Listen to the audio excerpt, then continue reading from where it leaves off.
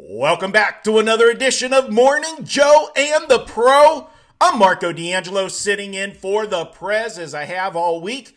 Today's special guest, and it is special, Mr. Baseball himself, Bryan Leonard. Bryan, thanks for joining the show this morning. You're smiling. I commented on the podcast yesterday, I did with Ralph.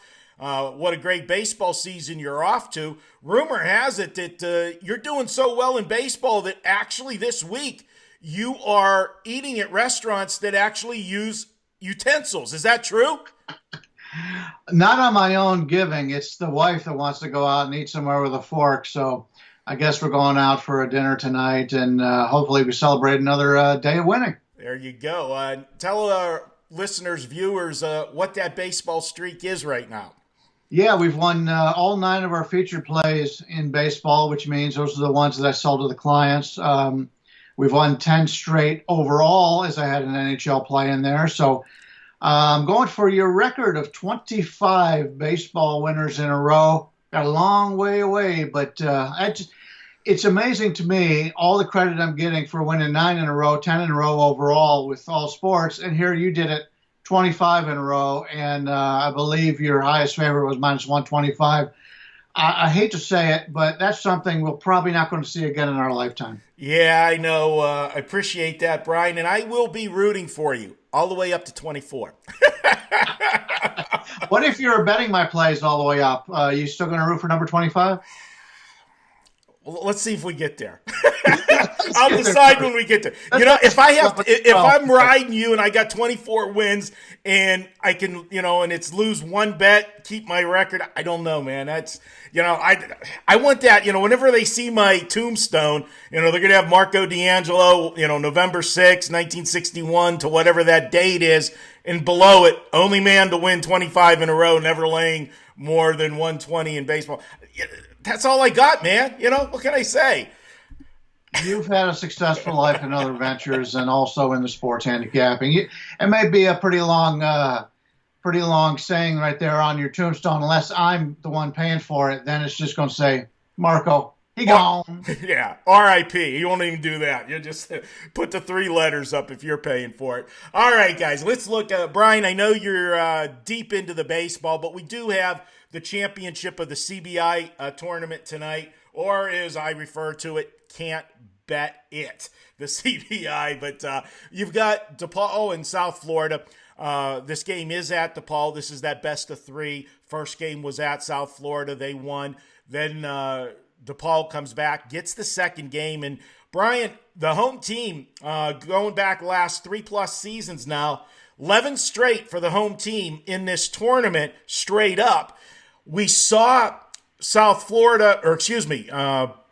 was a 4.5-point favorite the other night, even 5 in a lot of places. They win and didn't cover. The game went to overtime.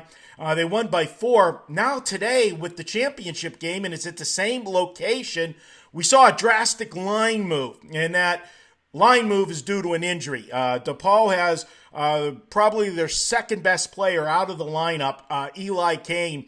Got hurt in the game. He only played 13 minutes the other night, so DePaul was able to still win the game without him. But this is a guy that during the tournament stretch here, he's had some 20-point performances, and we saw the odds makers move this number from 5 the other night down to 2 today. That's a pretty big move for one player, but it is their probably second leading scorer.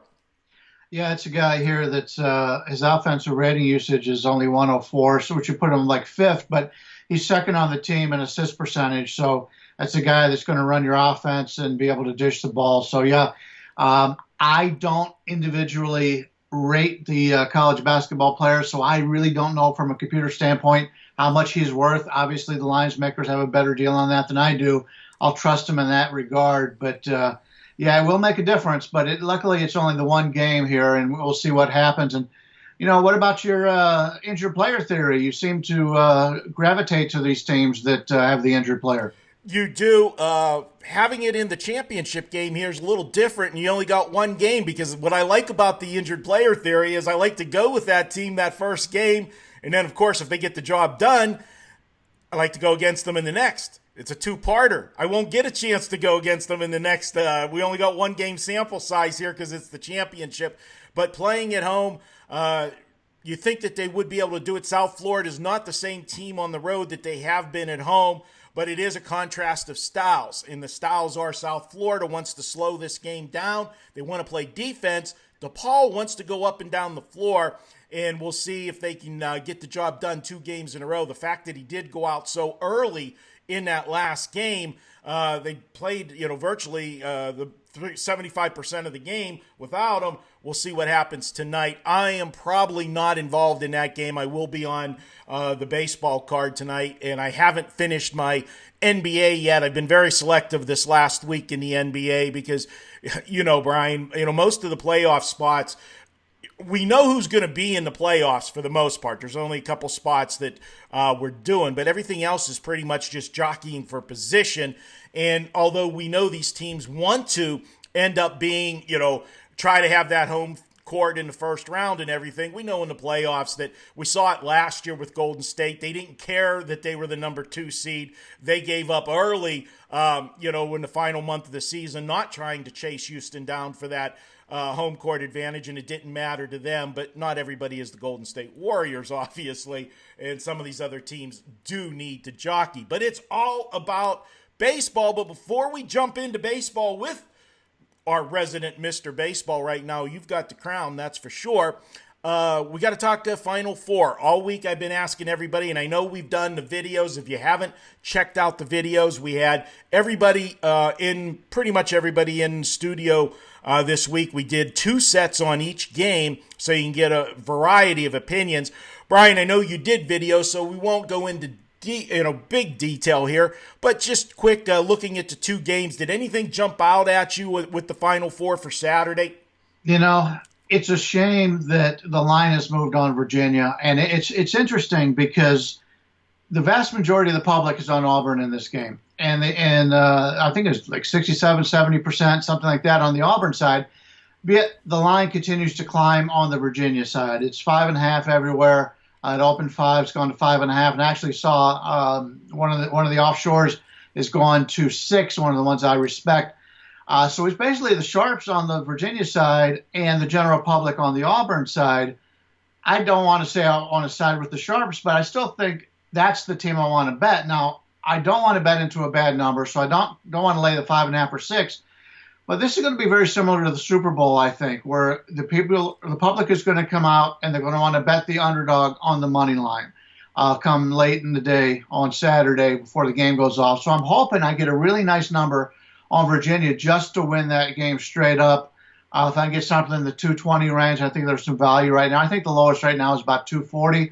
But if I can get a 220, I think I'll play Virginia on the money line. It's just a situation where the style of play definitely suits Virginia in this one. Auburn obviously missing one of their key pieces in this game, but Auburn's a team that wants to run it up and down the court, and Virginia won't let them do that. Auburn loves to shoot the 3-pointers, and Virginia will let them shoot the 3-pointers because Virginia is so good at defending it.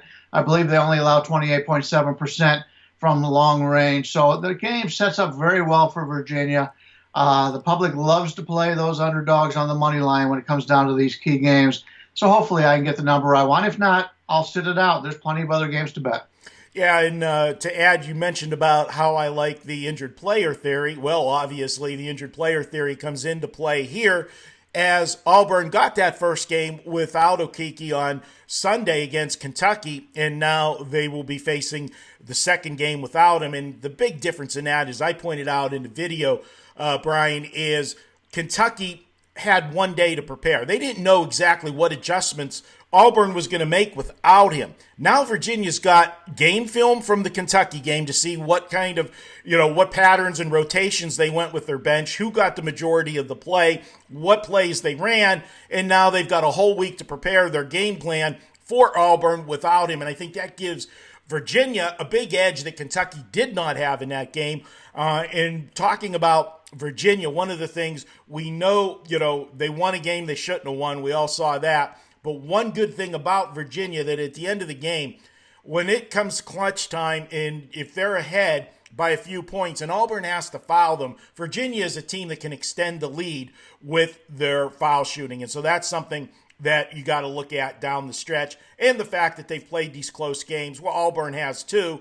They had the first game against New Mexico State, in which they were lucky to get out of there, and then, of course, had the overtime game against Kentucky. So both teams definitely are, well-versed in some close games already and been tested, but I think Virginia is the team that I am looking at for Saturday to come away with the victory. And like you said, that line is starting to creep away. Bryan, let's go to your bread and butter. Let's talk some baseball. Big card tonight, full slate, Friday night action. Anything on this card that struck your fancy? And before we do get into that card, I want to bring a little thing up. We talk about all the preseason hype and all the teams and so forth. The three best teams in baseball, American League, coming in, where all the talk was you were looking at having the Houston Astros. You had, getting a call, got to decline that. You had the Houston Astros, you had the Boston Red Sox, and you had the New York Yankees. Those were the three premier teams in the American League. Well, if you jumped on those three teams out of the gate, my friend, you're in a little world of hurt already, because playing just $100 per game on those three teams, you are in the hole to the tune of $760 to the Yankees, $700 to the Red Sox, and $600 to the Houston Astros. Those are the three bottom teams on flat betting $100 per game. They've been a train wreck so far, and I know that there's value picking your spots and taking favorites in baseball, but I got to tell you that doing that for the full season and playing these big name teams, you're going to get carried out if you do it on a regular basis, because you're laying too much on a nightly basis. Yeah, you're rarely going to get value on the best teams in the league. I mean, it's very rarely. But number one, the lines are high, and if you're selling plays like we do, it's tough to give out a $2 favorite. I mean, everybody can pick a $2 favorite, so it's a situation where I'm rarely on them. But you take a look at the Boston Red Sox, and unlike the Yankees, who are 3-4 in the season, they've outscored the opposition by 4 runs total, and they've had a lot of injuries to key players. What's the Red Sox excuse? They are the worst in the league in run differential. They're down 19 runs in those 8 games. Now, granted, they've all been on the road, but if you're a good team, it's a West Coast being in Seattle and Oakland, which is never easy to play. But if you're the defending champions, excuse me, and you're able to play these teams on the road, you're just as good as they are or better they are. And you're being outscored by 19. That's pretty crazy. Yeah, their pitching so far has been atrocious, Bryan, and that has definitely been it. They have been hitting the ball, unlike, the Angels have been a team that's been struggling thus far, and they've been struggling at the plate and with the pitching. So when you get it on both ends, that's a different story. But Boston, at least they are scoring runs, and we know that pitching staff is too good to continue to pitch the way they've been pitching. Speaking of pitching, Bryan, talk about a game tonight. Cincinnati's at Pittsburgh. We did the podcast last night with Dave Koken and Ralph Michaels, and Cincinnati's got Sonny Gray going. Now, he had a horrible start, his first start, which happened to be against the Pirates, and he's facing them again tonight. I really do expect Sonny Gray to excel this year at Cincinnati. I think this is a guy that he is a small market guy. Going to New York, under the limelight, the way the media is in New York. You're under the microscope every single day. That wasn't the place for him. He pitched very well his career at Oakland, another small market city. And it reminds me, I think back to the Pirate guy. I think it was A.J. Burnett. Remember how, when he went to the Yankees, he was down in Florida, did well, then went to the Yankees and was total bust with them. Then got, signed by the Pirates and had his best, couple of his best seasons. A lot of that was, credited to the Pirate pitching coach, Ray Searage, but then also the fact that I think it was the small market was a big thing. And that's what I'm seeing that I am expecting out of Sonny Gray this year. How do you see it? I'm in agreement on Sonny Gray. I felt the same way. There's a few guys that have been in that same situation. Obviously, he come over from Oakland, a small market team. goes into New York. Totally different situation when you're going into New York.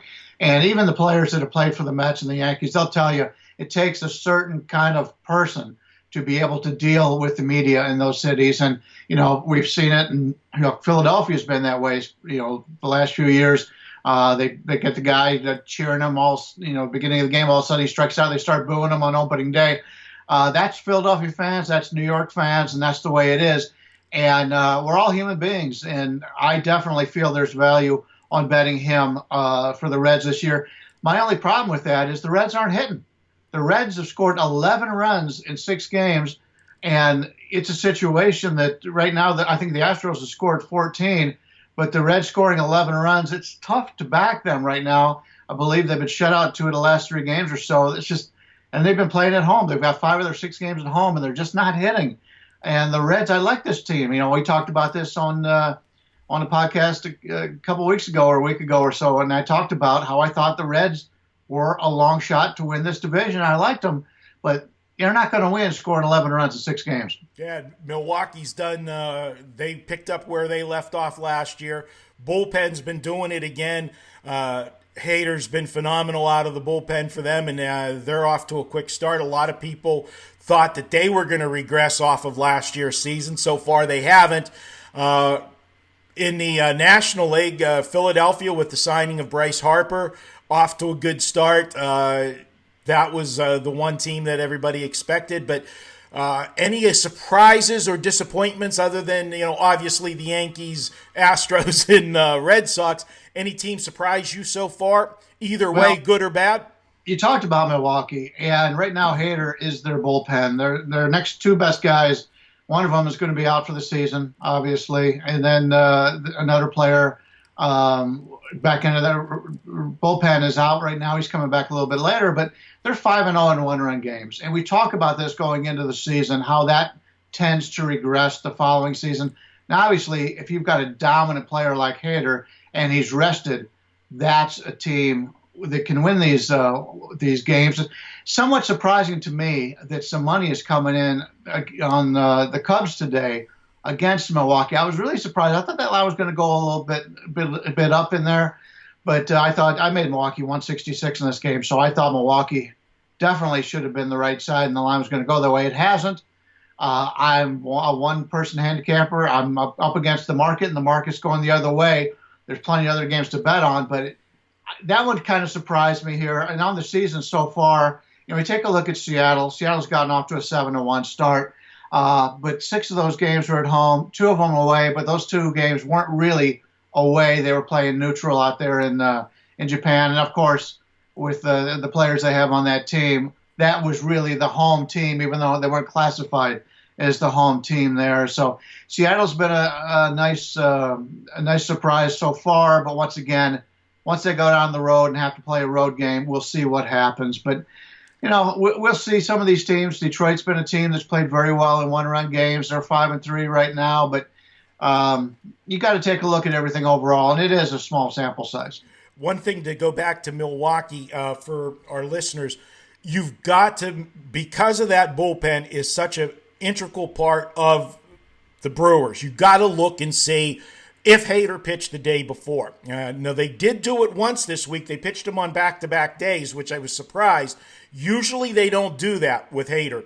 They'll pitch him, if he pitched the day before, they won't use him the next night, but they did. But if you have a situation where you expect not to see Hader and you like Milwaukee, for me, and I know, Brian, me and you sometimes disagree on this one, for me, Milwaukee becomes a first 5-inning wager rather than a full game wager, because when Hader's not available, I'm not as high on this Milwaukee bullpen as I was last year, obviously because of the depth issues.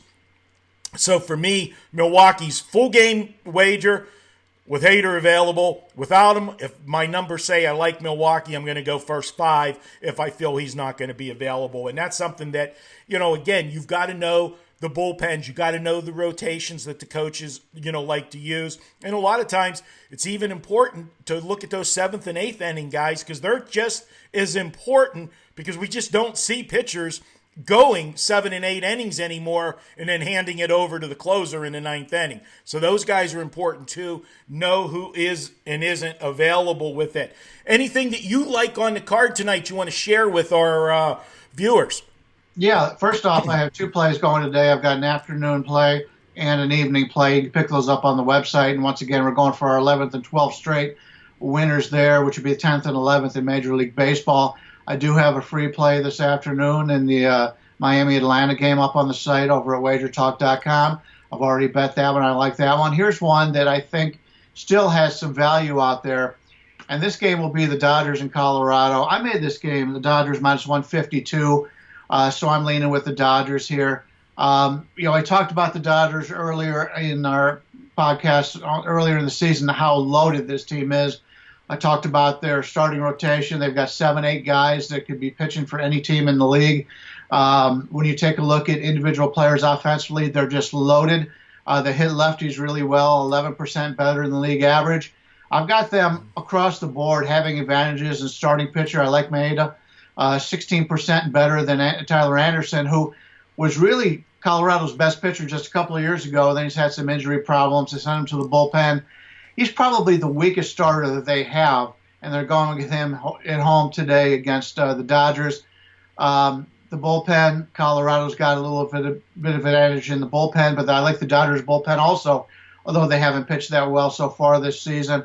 But I think the numbers are a little bit cheap. Like I said, I made it 152. There's still plenty of value on the Dodgers here. And other than the 3 that I've already used, that would be number 4 on the card, and I've already bet it. So that's another game I really like. All right, and I want to tell our listeners that they can get a special deal on Bryan if you buy anything 3 days or higher package, a bigger package, 3-day, 7-day, 30-day, buy a season. Right now, we've got a coupon for you from Bryan, and he is red hot. If you use coupon code B25, that's B25, you can get 25% off any Bryan Leonard package 3 days and up. And check it out. Bryan's been on fire. We've been giving out a coupon all week here for myself. The baseball season's underway. I'm not a high-volume baseball player, but, guys, we have delivered the profits the last several years with our baseball, even being very selective. I've only had 6 baseball plays this season so far. We're 5-1. All of them have been underdogs except one, and that's makes that profit even more. You can pick up a season package, $200 off if you use coupon code Marco200. That's Marco200. Grab my baseball season package. You get everything from me and save $200. Bryan, good stuff. I want to ask you one quick question on Colorado. Last year, was that an outlier, or do you think that this pitching staff can pitch as good as they did at Coors Field a second year in a row? Because this is a ballpark, you're not supposed to do that. I know they have the humidor out there, but still, it's Coors Field, for God's sake. They pitched phenomenal at home last year. Yeah, they did. Freeland has the advantage because he grew up in Colorado, pitched there his entire life. He knows how to pitch there, and I see how that makes a big difference. Who knows now? The Rockies may start drafting all the Colorado baseball players, Colorado and Colorado State, see how it goes. But he may be the the outlier on that. But the rest of the guys, I would expect a little bit of regression here. But if you pitch, it used to be if you pitched in Colorado, everybody went in there that hated pitching in Colorado. There are certain veteran pitchers on other teams that would ask the coach, hey, maybe it's a good time for me to they get a little shoulder problem. Maybe I should rest when I go to Colorado.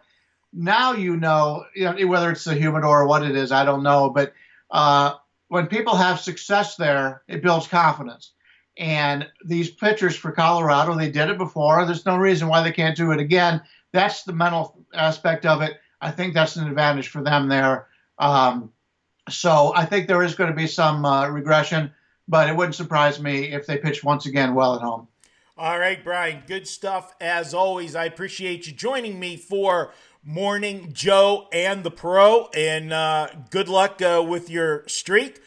I want to see 14 more in a row and get that to 24, and then maybe we'll have a live viewing party, and I'll bring in, some different whammy things and everything else. And you could do like that movie, Major League with, who was the big hitter in there? He used to, Siriano or whatever, would have the dead chicken and all that stuff to try to ward off the evil presence, which will be me trying to jinx you. Evil Marco. Yeah, that's it. I'll just bring a steak and I'll just put it in front of your face and you don't get it until we win the game. All right. Probably, if we're watching a game, you'd probably be more successful distracting me with chicken wings. Steak is formal, and first of all, you know nothing about steak because you have to use a knife and fork, okay? And if you're bringing the steak, it ain't good, okay? So we're not getting a 4-star restaurant for you bringing a steak. So bring chicken wings. That's a finger food. White Castles. How's that sound? Yeah. We know where your plays are going then. All right, Bryan. Good job. Continued success, and we'll be having you on Morning Joe in the Pro more often. All right. Take care, my friend. Appreciate it. Best of luck to everyone.